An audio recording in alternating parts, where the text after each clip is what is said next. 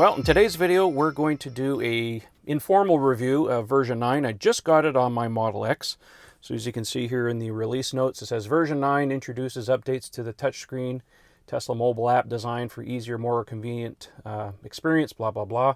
Some other points here, combining auto steer and auto lane change. So the auto steer and auto lane change now combined into a single auto steer. This is in quotes beta, of course. Setting available under controls and autopilot. Now this is not the drive on nav. That apparently was withheld for a few more weeks until Tesla does some more validation testing. So we'll do a future video on that when that point release comes out.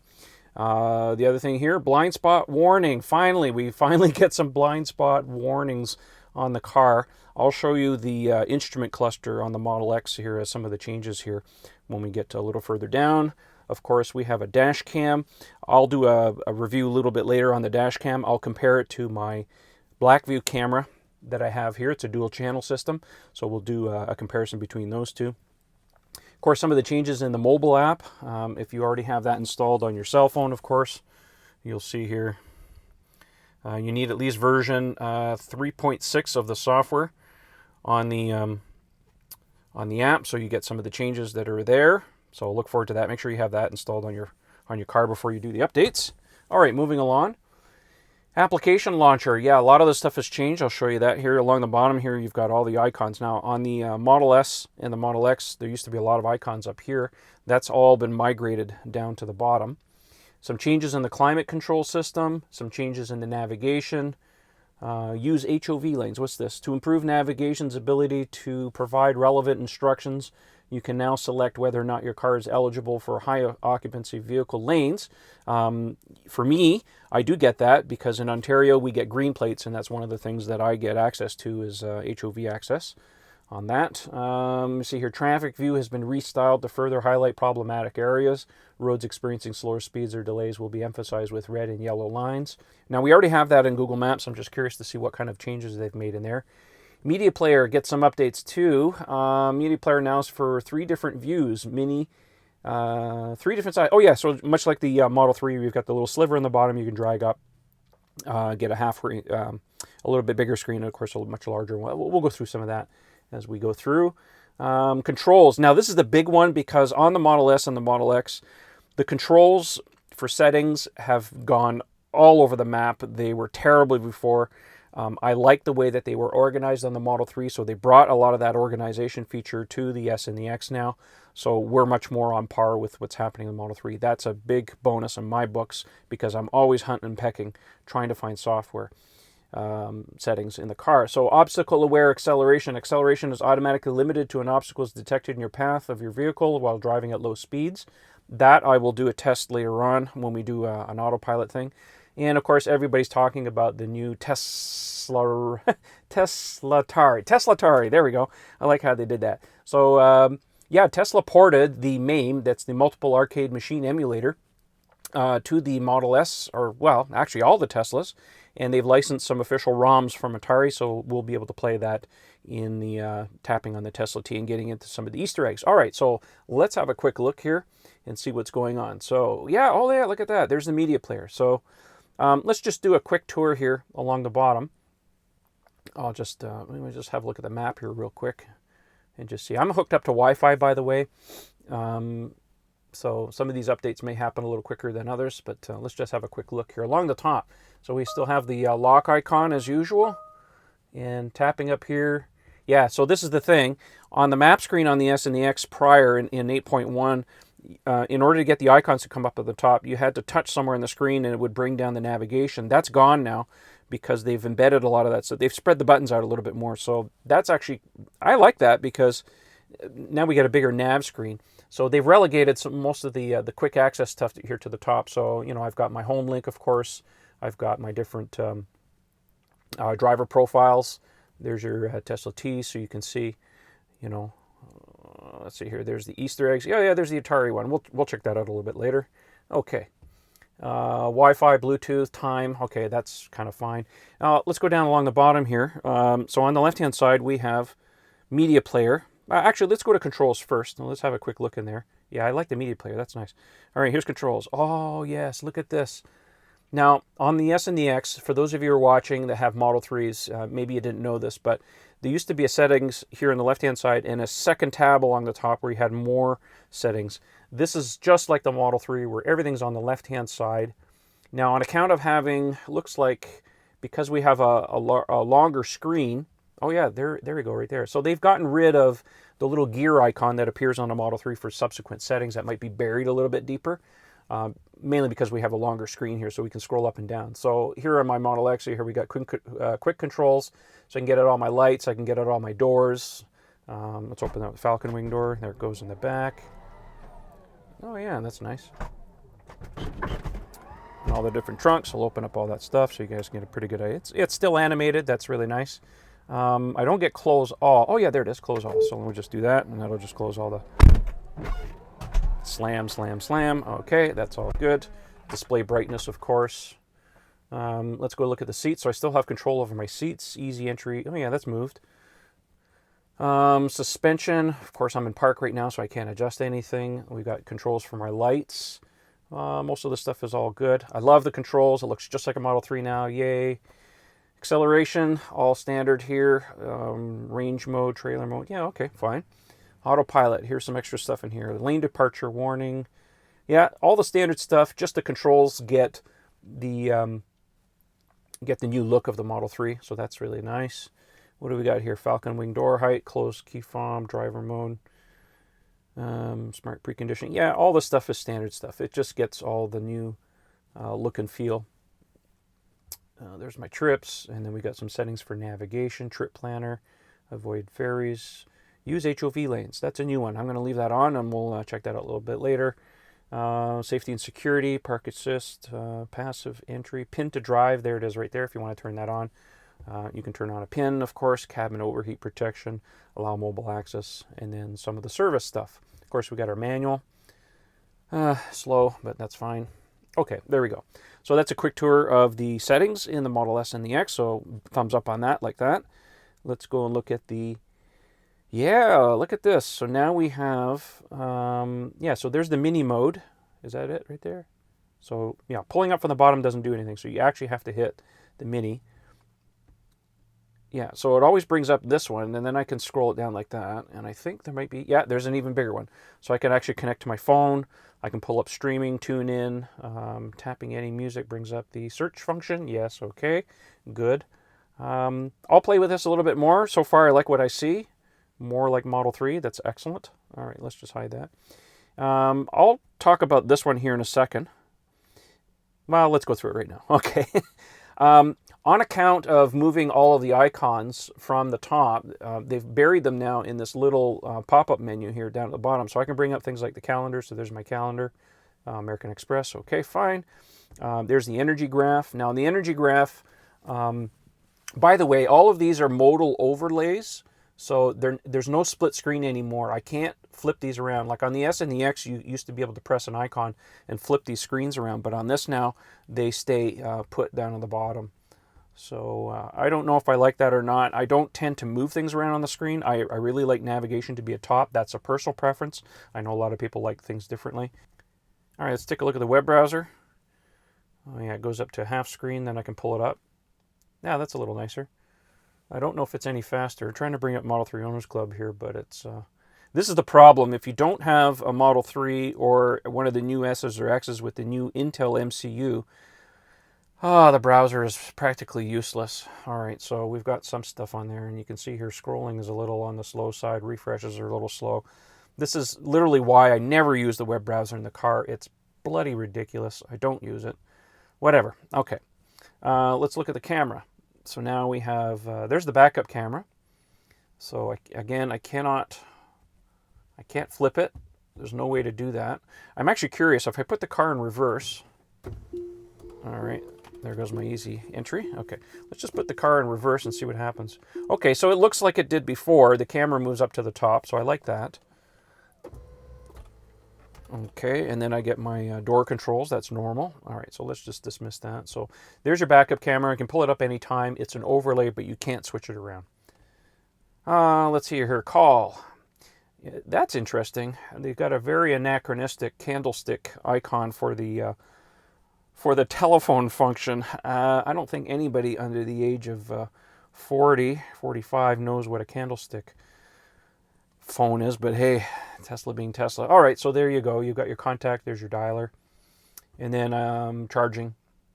Of course, I can always bring up the charging just by tapping that icon, but it's nice to see that we have it here as well.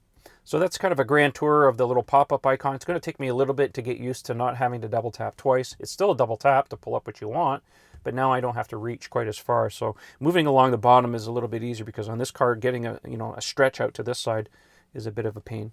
Let's see here. Seat heaters. Yeah, new icon. That seems to work. Passenger side. Defrost. Both the rear defrost and the windshield defrost have changed. They used to be on either side now, so they've actually moved them over to the side. There's your volume control up and down. Of course, I can use my scroll wheel as well. Apparently, climate controls have changed, so if we tap that, okay, keep climate on, auto. Yeah, this looks just like Model 3, minus the vent moving thing, because I have traditional vents here. This is old school. Of course, that'll change next year when they do a refresh on the S and the X. So you can see here that they're definitely mimicking a lot of the stuff from the Model 3. So if I turn that off, let's go back in here. Let's take it off of auto. Yeah, there we go, like that. By the way, if anybody's interested, in the winter months, I find that the windows on the Model X tend to fog up. So my usual ideal settings is to increase the temperature somewhere comfortable. There's the sink, by the way. There you go. Ah, look at that. So turning off the sink shows up a second icon. I've never seen that before. See how it shows up two icons for the passenger side? So now the passenger can get a temperature, and then the driver can get one. But if you go sink, it merges both of them into a single icon. That's kind of a neat interface. I like that. Right, getting back to what I was saying. My windows fog up. So I found, for me, my ideal settings are turn it off of auto, and I set the heat to the windshield down to the floor, and then I turn on, where's recirculate here? I turn AC off. Oh, where is it? I turn recycle. Okay, recirculate is off because I want fresh air. The last thing you want is moist air to be in the car, because that introduces condensation. So, and then I adjust the fan speed as desired for that. And that largely keeps the windows from defogging. Anyways, a little pro tip for you. Who cares? All right, let's go back to auto here. Turn that off. And then we've got fan speed down. Oh, this is the rear controls. Ooh, this is a little different. Used to be two tabs on the Model X, front and rear. And now we have... So I can turn the rear on and off independently of the front. So this is the front. Oh, yeah, this is going to drive me crazy. All right, so that's turning it off, makes it go away. Okay, yeah, all right, that makes sense. And then the rear is on or off, and then auto. If I leave it to auto, it senses butts in the back seat, so it doesn't turn on the rear climate control system unless there's people in the car. Okay, seems to work for me. Leave that off for now. Let's go back to navigation real quick. Let's have a look at the settings here. So if I go superchargers, yeah, it looks like the Model 3 shows me all the superchargers and destination chargers close by. And then we have traffic on and off.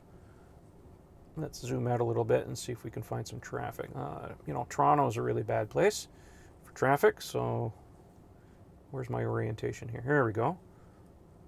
Saturday morning. Let's see what the traffic situation is like in Toronto.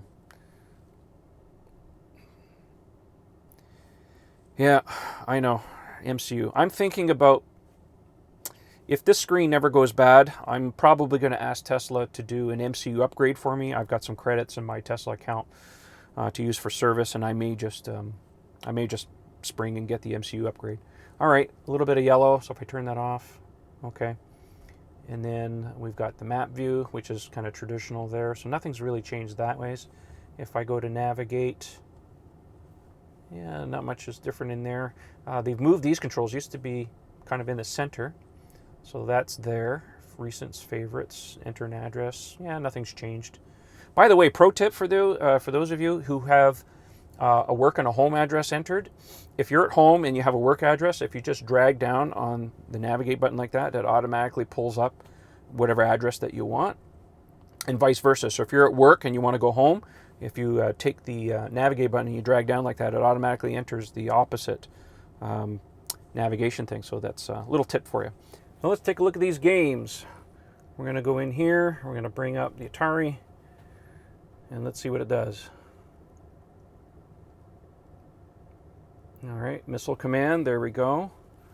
So, right, a lot of people were asking, well, how do you get into the game? So that's how you do it. And then you have, looks like 1, 2, 3, 4. So we have Asteroids, Lunar Lander, Missile Command, and Centipede. And then you have a button here to go to full screen. Triple tap the display to exit full screen. Okay, good to know. Ho, ho, ho, look at this. So apparently, I'm going to turn up the volume a little bit. How does this work?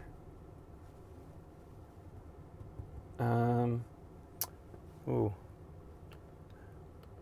Oh, okay, all right, I get it. Okay. Ooh. Okay. Wow, it's been a while for me to play this. I'm still getting my bearings here on how to do this. So you can move your mouse around. There's no volume. Why did I turn the volume? Did I turn the volume down? Okay. Triple tap to get out. Let's exit. Oh, okay. We cannot have that because YouTube will complain. Hey. There we go. So let's turn up the volume a little bit. Maybe we can get these games to happen. So let me try that again.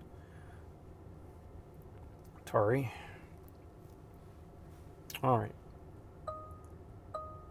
Okay, I'm adding coins. Play Missile Command. Let's try Centipede. Okay. Yeah, okay, it gives you credits. All right. That's fine. Right, let's start.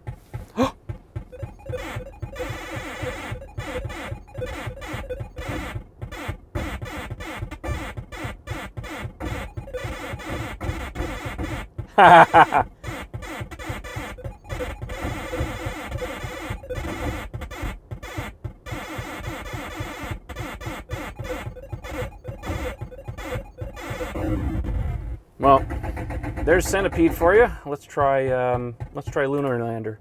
I always like this one. Oh yeah, okay. So let's start this game here. This needs to go to full screen, I think, for the big effect. Problem is, I don't know what you're supposed to use here for the. Oh yeah, so I'm using the scroll wheel on the screen on the left-hand side. Oh yeah, so you can use the scroll wheels.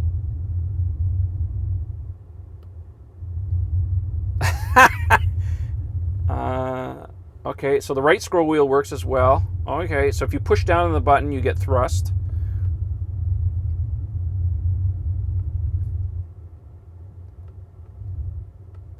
There you go. Now, I'm not going to bore you to death and play this game, but anyways, let's exit out of there. Triple tap. Okay. Let's have a look at Asteroids. Loading the ROM. Here we go. Start the game.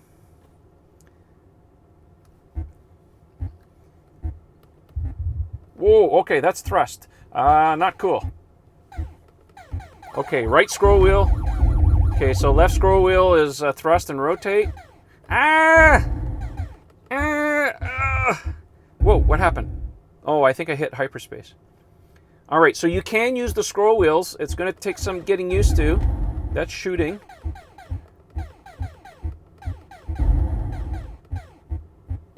Okay, rotate, thrust. I don't know where shields are. No shields that way, so maybe one of these buttons does shields. Okay, well, there's Asteroids. Who cares? We did Centipede. Sorry about that. Let's do Missile Command real quick. We'll just pull that up. Maybe I might do better this time around. So the answer is you can use the scroll wheels on the car to operate the game, but I think this control is going to be a little bit more. So you have to use these controls when you're in the minimize mode, and when you're in the maximize mode, you really have to use the scroll wheels, I think. Anyways, let's try this again. Yeah, so the scroll wheels, okay, so I'm shooting with the scroll wheel here, and I can use my mouse to, there we go. But there's no sound in Missile Command. Why is that? Okay. Okay, that's how that works. Yeah, I'm not keen on this. All right, well, I'm looking forward to them adding some more ROMs. Missile Command was really not my thing. Centipede, I like it. Lunar Lander, I like that. Going to play with that. Pole Position, that's the one they were talking about. Still hasn't made it to the car yet. But again, these are just a drop-in ROM. I'm sure as they license more and do some more updates, we'll be able to get some more as that goes. Anyways, that's a quick overview of the video games in the car. I hope you like it. So far, I like what I see. I'm going to go and take a little bit of a drive later on, and I'll do a part 2 and show you what kind of improvements they've done to the instrument panel on the car, as well as any changes they made for autopilot. All right, well, we'll leave it for now. Thanks for watching, and we'll see you soon.